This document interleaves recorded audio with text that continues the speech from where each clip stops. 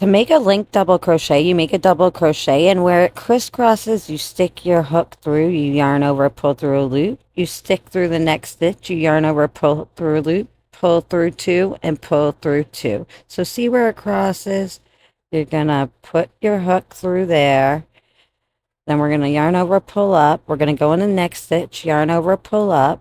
Yarn over, go through two portals, yarn over, go through two portals. I will keep this up, and that is a linked double crochet.